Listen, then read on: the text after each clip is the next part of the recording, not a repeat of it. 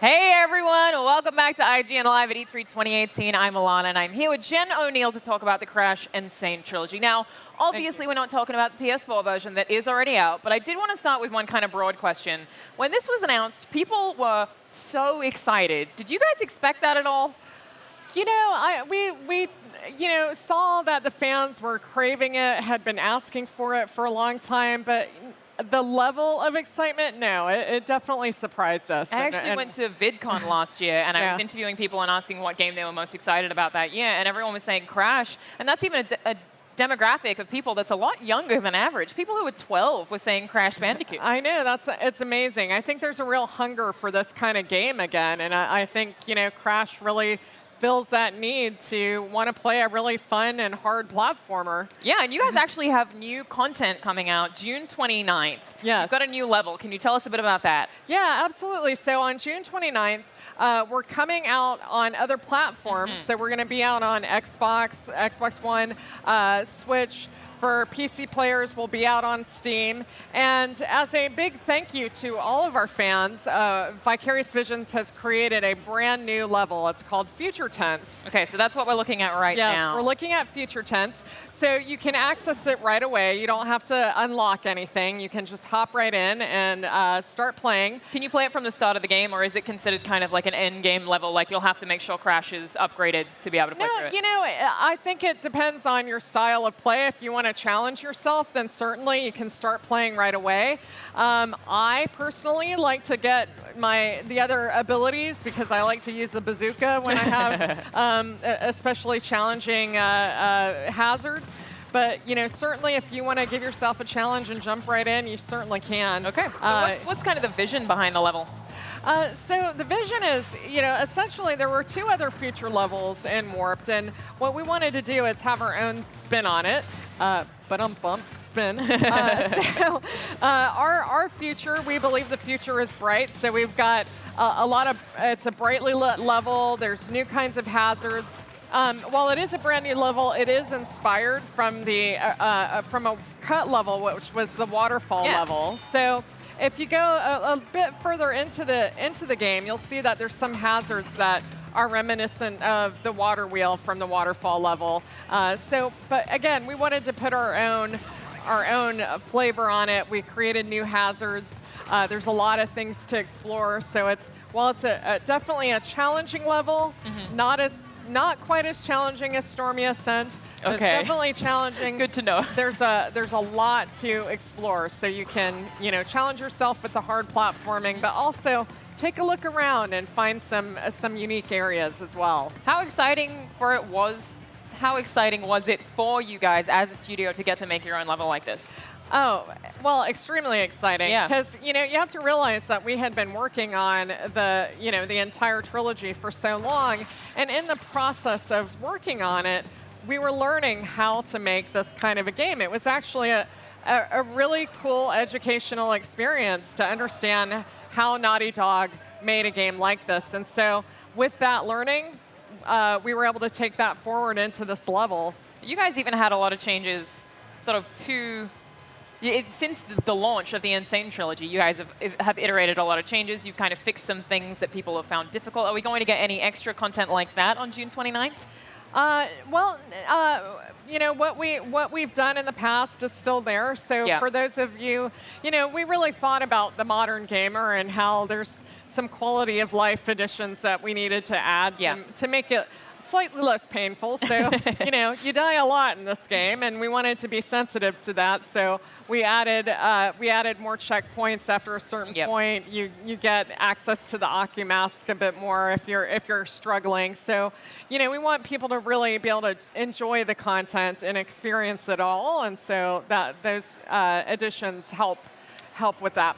With that player. Yeah. And now it's coming to Nintendo Switch. Yes. Are you guys excited about that? It seems like everyone else is. Oh, absolutely. I mean, just being able to take this on the road and, be on the plane, be on the bus, and be able to play your Crash Bandicoot and try to get your, do the time trials and get your best times. I mean, this is definitely a really great game for that on-the-go experience. Yeah. So we're super excited that we're able to come out on Switch.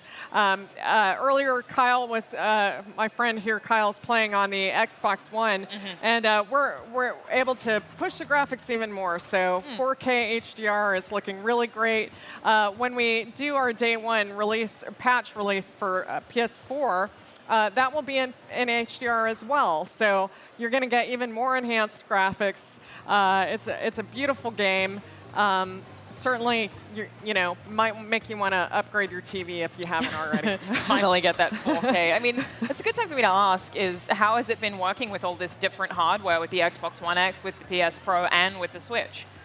What we always try to find what's unique and special about each one of these, but Vicarious Visions has a long history with working on multi-platform platform games and really trying to do our best to bring what's unique out of each one of these platforms. So I think we've done a really nice job here, and I think players of each one of these will appreciate the love and care that we've put into this. Again, on a more broad level, can I ask? It's such a beloved franchise. What was it like when people finally started playing the Insane Trilogy and you were seeing all these reactions online? Like, how did everyone in the studio feel when that was happening? Just humbled and honored that, something that we worked on meant so much to people. I mean, people were so emotional about it because this is such a big part of their childhoods, and hearing the stories, hearing about how fans would talk about when I was a kid, this was the game that I grew up with. Me and my brother or sister, we would just pass the controller back and forth over and over again until we could master the level. Yeah, my sister and I did that. And what's actually kind of cool is it's been 20 years, and some of these folks are now parents themselves and are able to introduce something that's so beloved to them to their own children. So that's a big honor for us to be able to do that.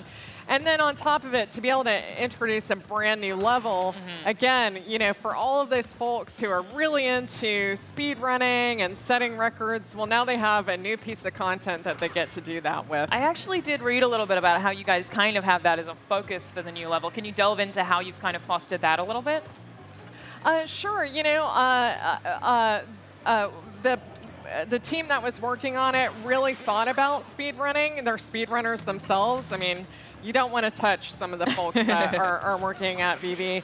But they really were looking at how can you get into a rhythm as you're progressing through the level. And it does have that feeling where if you optimize your run and you're able to hit all of those jumps just right, you never have to stop. You can just run right through the entire level, and that was really important for the team to get that right. To make sure that it's just a lot of forward momentum, basically. Yes, exactly. Is there any challenges that maybe people wouldn't realize about making a modern Crash level? Like, what was one of the hardest things about having to create that?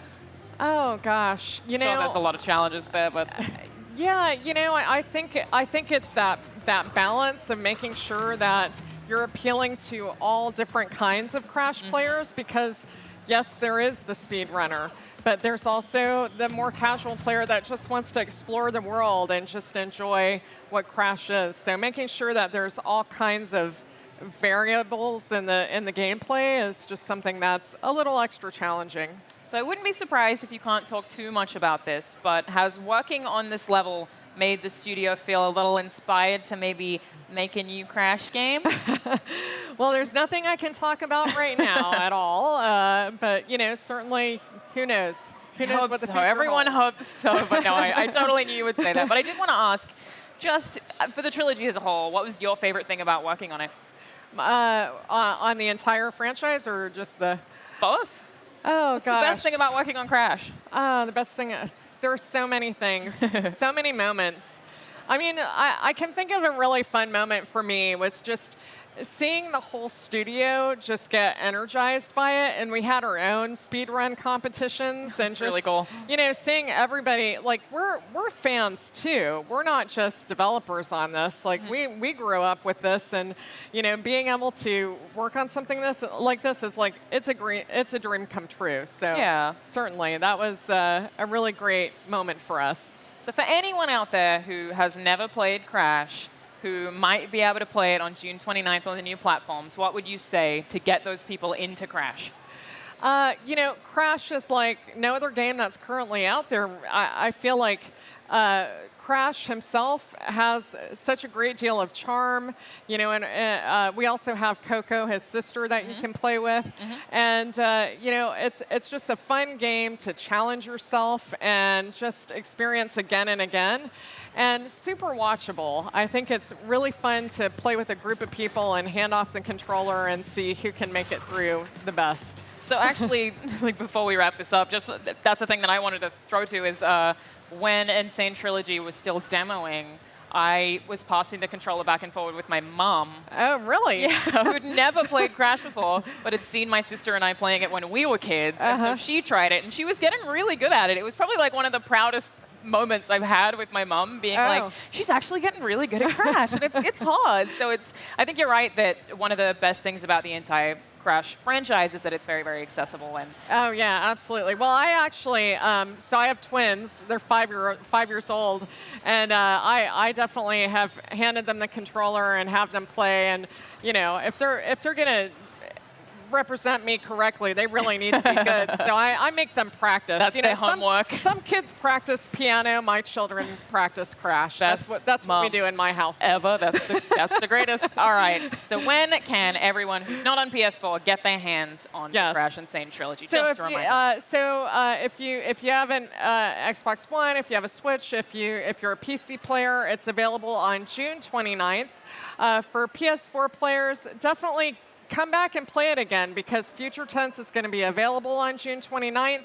This Friday, if you haven't downloaded our Stormy Ascent level that we added last year, that's going to be free for PS4 players. So please come back, download it, and check it out. Well, thank you so much. Yeah, thank you. For more on everything E3 2018, stay right here on IGN.